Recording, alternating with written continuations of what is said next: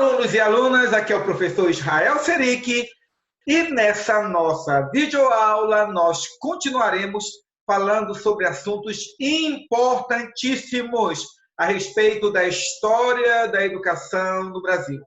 Nas aulas anteriores, nós falamos sobre a importância dos índios na história da educação.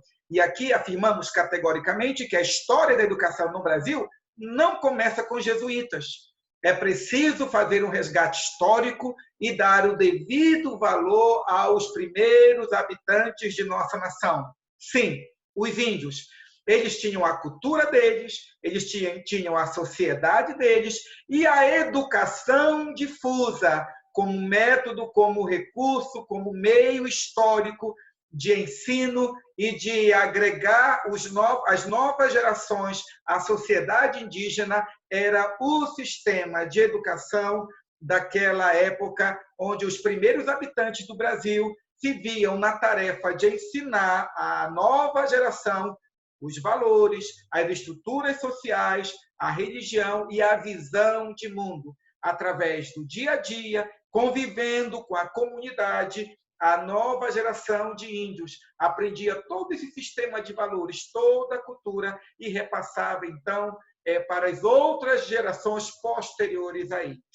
Então, a partir de nossa percepção, resgatando a história da educação, a partir da cultura indígena, nós afirmamos que outro antecedente histórico que fala sobre a história da educação no Brasil é exatamente a educação jesuíta. E a respeito da educação jesuíta, nós afirmamos que esse sistema educacional burocrático, sistematizado, havia sido gestado a partir de um contexto histórico daquilo que nós chamamos contra-reforma protestante, quando a Igreja Católica, percebendo o desenvolvimento da reforma protestante, decidiu, então, criar uma estrutura religiosa para combater tanto o desenvolvimento do protestantismo, também como para combater a doutrina protestante. A partir desses dois objetivos básicos, idealizou-se, então, uma ordem. E esta ordem nós chamamos de os jesuítas, ou podemos também lembrar que essa ordem também foi denominada de Companhia de Jesus. Essa Companhia de Jesus chegou ao Brasil e trouxe muitos religiosos comprometidos com a fé católica, comprometidos com o combate ao pensamento protestante e com uma missão muito peculiar: o ensino, a educação. Esses jesuítas chegaram ao Brasil também com uma finalidade de não somente educar aqueles que faziam parte, digo, da colônia portuguesa, não somente os colonizadores, mas eles se dedicaram com especial esmero a cuidar dos índios. E a partir desse cuidado dos índios, nós podemos lembrar alguns aspectos importantes. Primeiro, essa formação jesuítica possibilitou esses professores, esses educadores, a repassar para os índios todo um sistema de valores morais, éticos e espirituais voltados para a questão do dia a dia do índio, mas sobre uma perspectiva da religião cristã, católica, próprio do pensamento europeu. Esses jesuítas, eles ensinaram os índios a trabalharem com a terra, trabalharem com artesanato, ensinaram os índios até a ler e escrever, dentro dos limites próprios daquela cultura. Nessa nossa videoaula, nós daremos continuidade a descrever para vocês o que foi essa educação jesuíta. Como falamos há pouco, uma educação que tinha como foco também trabalhar com os índios. A ideia de catequese, a ideia de ensinar a fé cristã para aqueles povos considerados bárbaros, um povo sem Deus, sem moral, sem ética, né? Este pensamento que se tornou concreto na história da educação no Brasil, através das instituições jesuítas voltadas para os índios, né? todo esse plano ele foi executado exatamente com a finalidade de tornar o índio um ser dócil à cultura europeia, mas também dócil também ao próprio processo de colonização que estava sendo desenvolvido. Esses religiosos educadores, eles vieram ao Brasil não somente com o objetivo de catequizar, de evangelizar os índios. Eles vieram para dar o aporte educacional à estrutura econômica e social que estava nascendo dentro do Brasil a partir do processo de colonização. Vamos lembrar que quando os colonizadores chegaram ao Brasil, eles criaram uma estrutura a fim de que todo o processo de colonização e de exploração do Brasil pudesse ser desenvolvido da melhor forma possível. Aí, então, nós encontramos os fazendeiros, os cafeicultores, aqueles que trabalharam com a cana-de-açúcar, tantos outros que também trabalharam envolvidos com a questão da exploração de minérios, da exploração da madeira, e outros recursos naturais do Brasil e que eram enviados para Portugal. Este povo que aqui ficou precisava exatamente de uma estrutura educacional. Qualquer estrutura educacional? Certamente que não, mas uma estrutura educacional que estivesse harmonizada, ajustada aos mesmos padrões daqueles que moravam em Portugal. Lembremos que Portugal era um país que tinha uma tradição cristã muito forte e de uma vertente católica. Então, era natural que estes primeiros colonizadores, ao chegarem ao Brasil, se sentissem como que desejosos, tanto por uma educação, como também por uma educação de vertente católica. Portanto, a partir dessa realidade histórica, nós podemos dizer que a educação jesuíta, ela não somente ela estava de acordo com os objetivos religiosos da Santa Sé, mas também podemos assim dizer que ela se enquadrava dentro dos valores, dentro da visão de mundo dos colonizadores que haviam chegado de Portugal.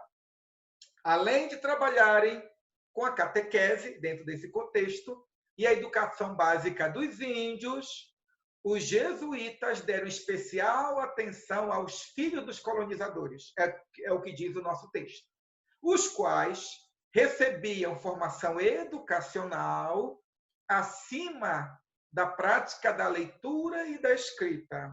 Observem muito bem isso. E é interessante nós observarmos esse fato histórico, pois em outras aulas nós afirmamos categoricamente que todo o sistema educacional é um sistema educacional que é construído, que é idealizado e que é desenvolvido a partir dos condicionantes históricos. Os condicionantes históricos aos quais nós nos referimos são os aspectos econômicos, sociais, políticos e religiosos e outros fatores que são próprios de um determinado momento no qual a sociedade ela é construída, ela é desenvolvida. Ora, quando os jesuítas chegam ao Brasil, o que eles encontram? Eles encontram os índios, os primeiros habitantes do Brasil. E eles veem nos índios aqueles que precisam ser salvos pela pregação do evangelho trazida por estes religiosos. Eles são selvagens, eles não têm o Deus cristão, eles não têm a moralidade nem a ética europeia. É preciso salvá-los dessa situação de selvageria. Mas, olhando ao outro lado, esses catequistas, esses religiosos educadores, eles percebem que existe uma outra cultura, existe uma outra sociedade, e esta sociedade ela tem muito que se assemelhar, ou que se assemelha à cultura própria da Europa. Eles são europeus que chegaram ao Brasil, no sentido mais estrito da palavra.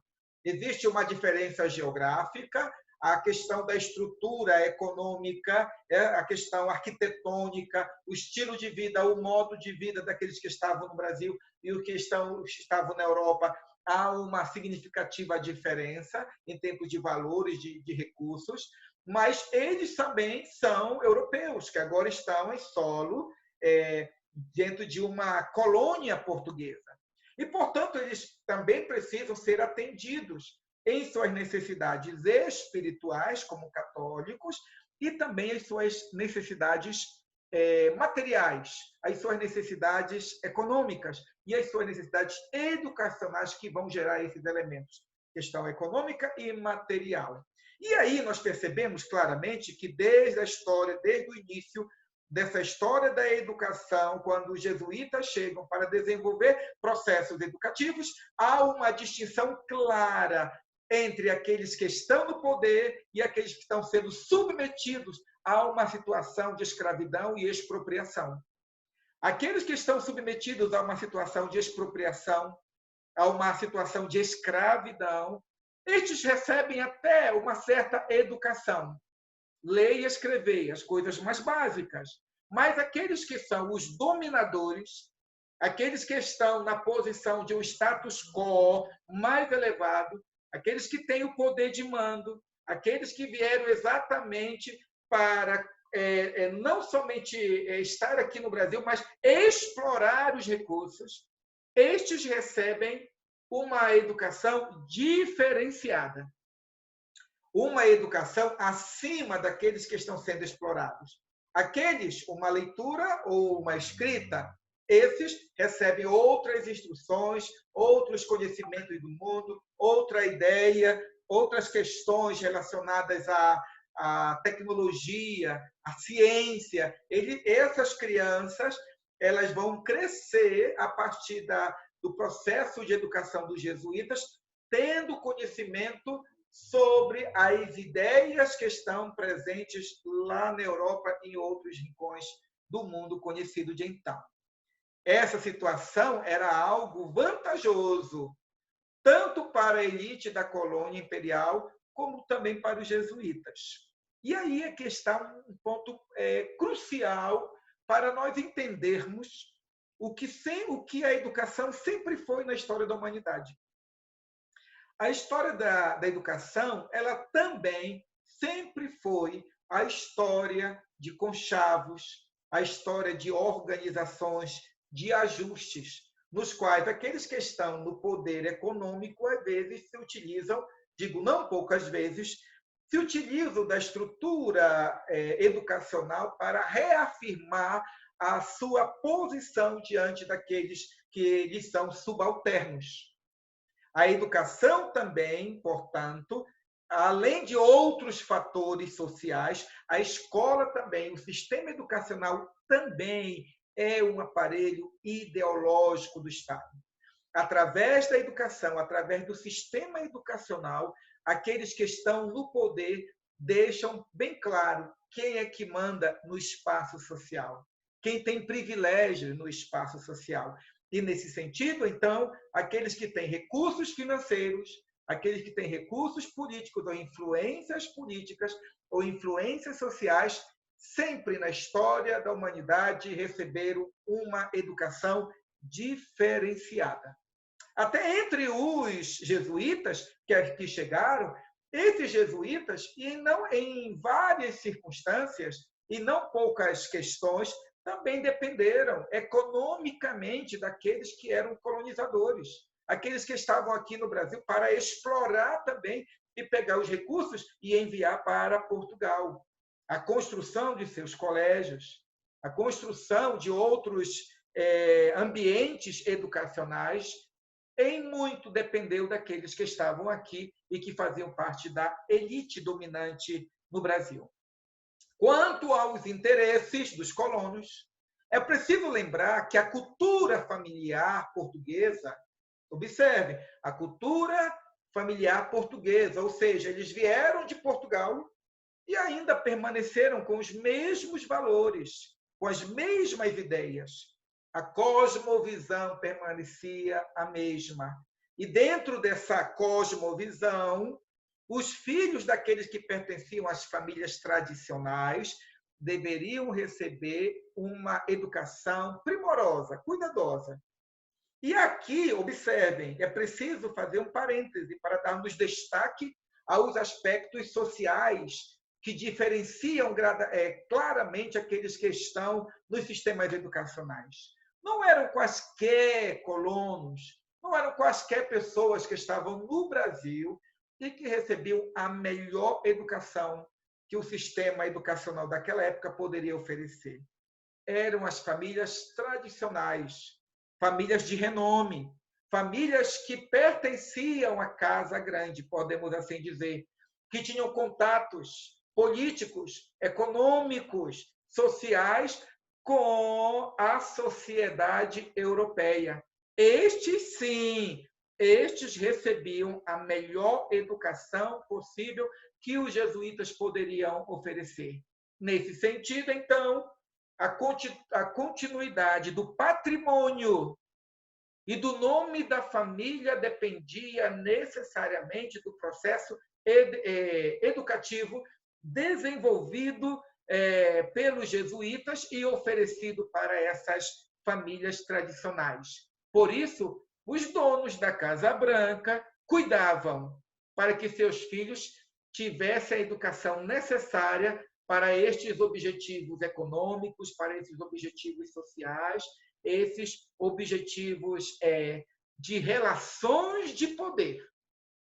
E a respeito disso, a Aranha ela faz uma descrição muito interessante, no qual esses pontos, por nós apresentados, são discutidos também por esta autora. Segundo ela, era tradição das famílias portuguesas orientar os seus filhos para diferentes carreiras. Como assim, professor? Ora, o primogênito, dentro dessa estrutura, dentro dessa cultura familiar, o primogênito herdava o patrimônio do pai e continuava seu trabalho de engenho, ou no engenho. O segundo, ele era destinado para as letras, frequentava o colégio e muitas vezes concluía os estudos na Europa. Muitas vezes, estes faziam o curso de direito ou medicina, que era tão comum naquela época, tão almejado pelas famílias que pertenciam à elite. E o terceiro filho, ou filha, podemos assim dizer também, era destinado à vida religiosa, a se tornarem monges, padres, arcebispos, considerando que essa sociedade que vem para o Brasil e que se estabelece aqui no Brasil é exatamente uma sociedade que traz consigo os mesmos valores da sociedade que ficou em Portugal.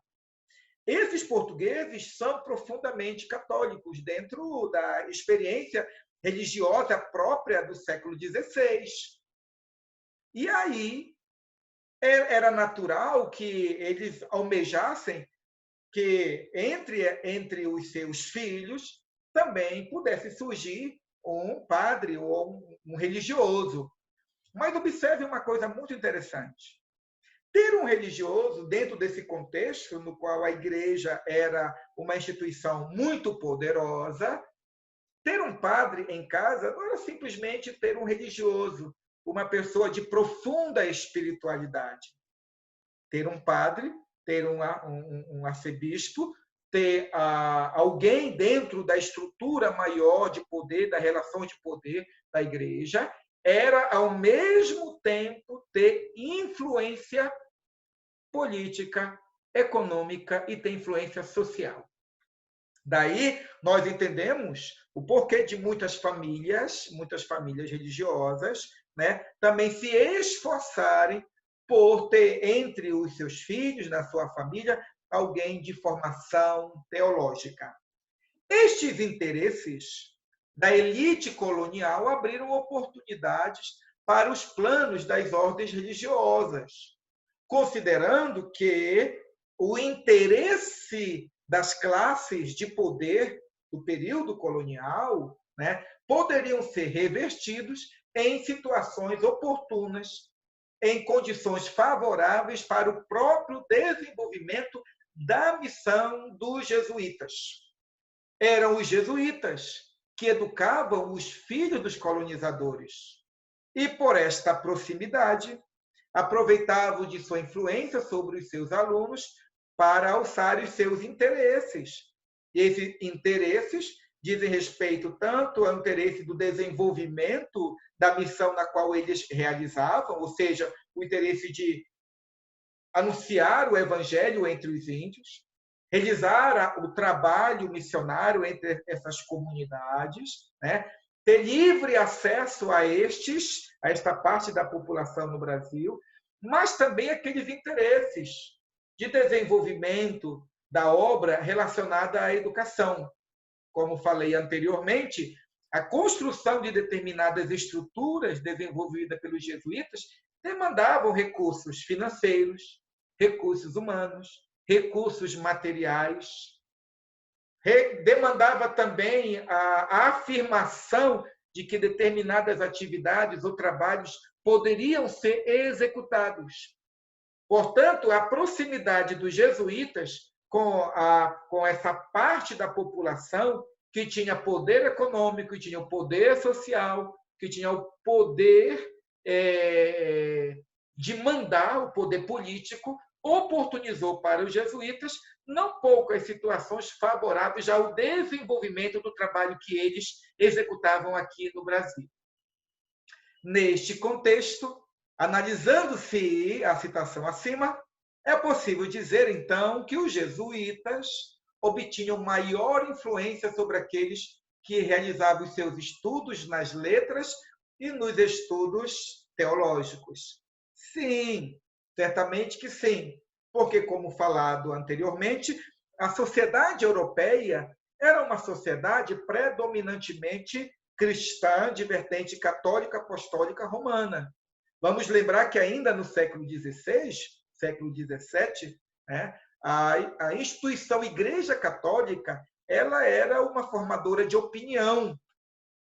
Mesmo diante do iluminismo, a Igreja Católica ainda era uma instituição poderosa e que tinha muita influência. E aqueles alunos, aquelas crianças que iniciavam nas primeiras letras, nos números, e que começavam a desenvolver o estudo nas letras e nos estudos teológicos, eles eram mais suscetíveis à influência da ideologia da Igreja Católica Apostólica Romana.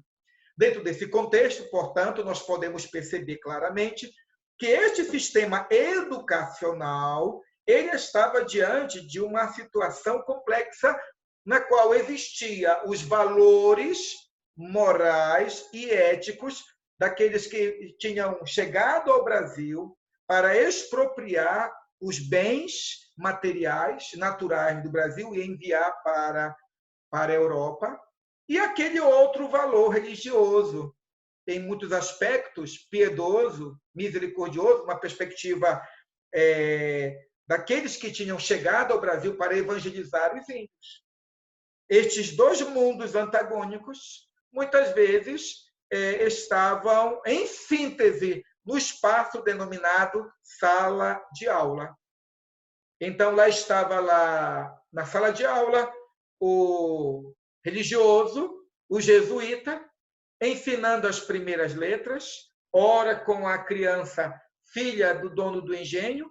Em outro contexto, lá estava o mesmo religioso trabalhando para educar a criança indígena. E aí era natural que essas crianças que faziam parte da elite, quando cresciam, se tornavam como que simpatizantes do pensamento jesuítico. A formação educacional jesuíta, em linhas gerais, oferecia as seguintes oportunidades de estudo: a aprendizagem da leitura e da escrita, que era o conhecimento básico a ser oferecido, tanto para as crianças indígenas, como também para as crianças da colônia portuguesa. Aprendiam também em cursos, após a leitura escrita, letras humanas, filosofia, ciência, teologia e outras ciências sagradas. a oratória, a hermenêutica, a exegese e tantos outros assuntos próprios da formação jesuíta. Outra questão também, eles ofereciam o curso de grau médio em humanidades.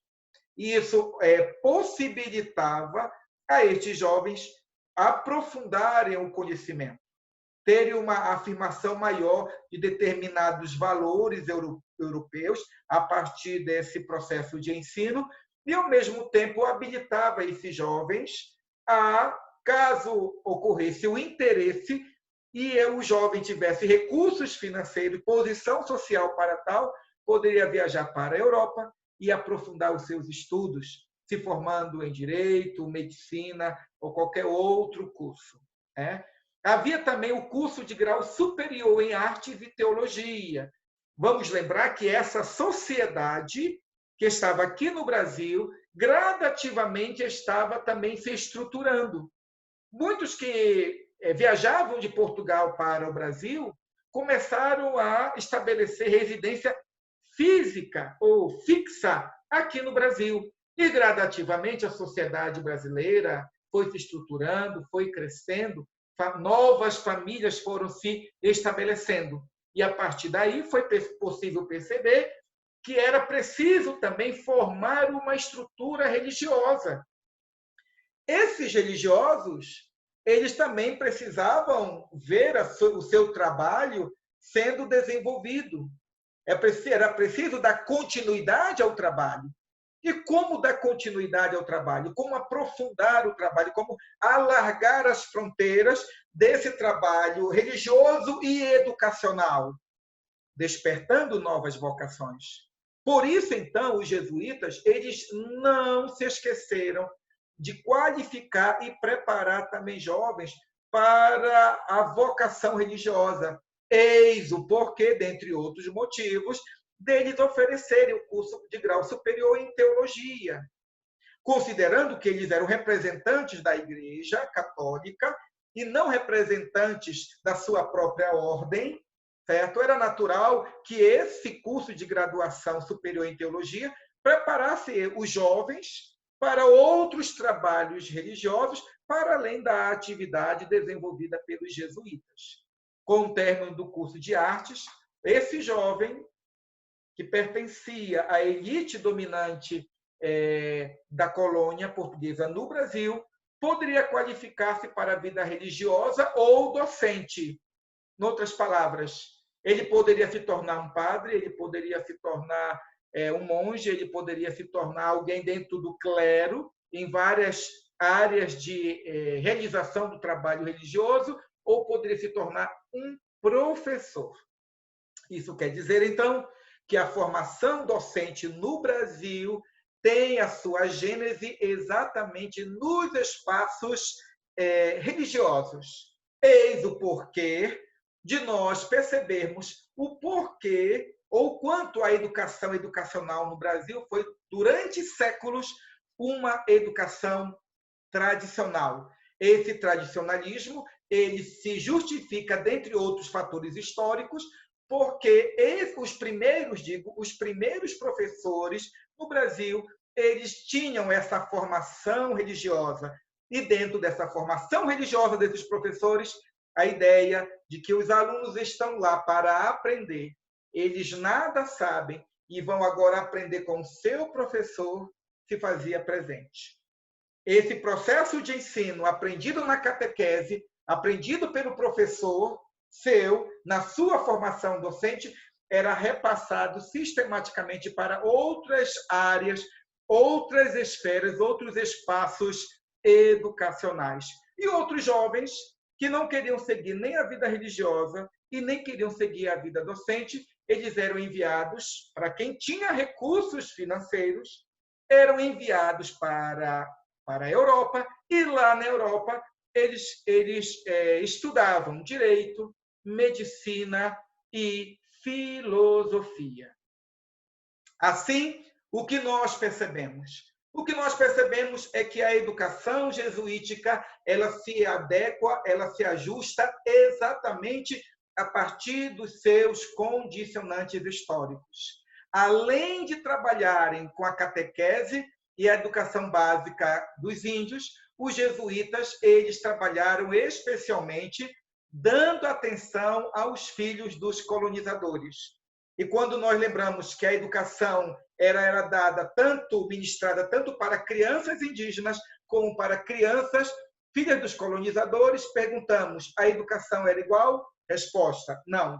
Havia uma distinção e isso é histórico. A qualidade da educação ela está vinculada a processos de poder, a processos políticos, a processos econômicos. A cultura familiar, dentro dessa diferenciação educacional, a cultura familiar portuguesa dava grande valor à formação dos filhos.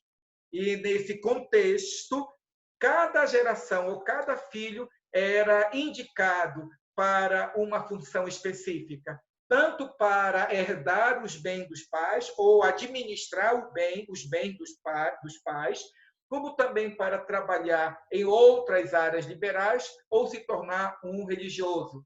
Neste contexto, no qual a própria família via a necessidade de determinar o destino de cada um dos seus componentes, a educação religiosa, desenvolvida pelos jesuítas, oportunizava o espaço e o sistema educacional para essa formação idealizada pela estrutura cultural das famílias que habitavam aqui no Brasil. Eram os jesuítas, portanto, que educavam os filhos dos colonizadores. E, para isto, eles utilizavam de toda a estrutura construída e se utilizavam da influência que eles possuíam junto a estas famílias que possuíam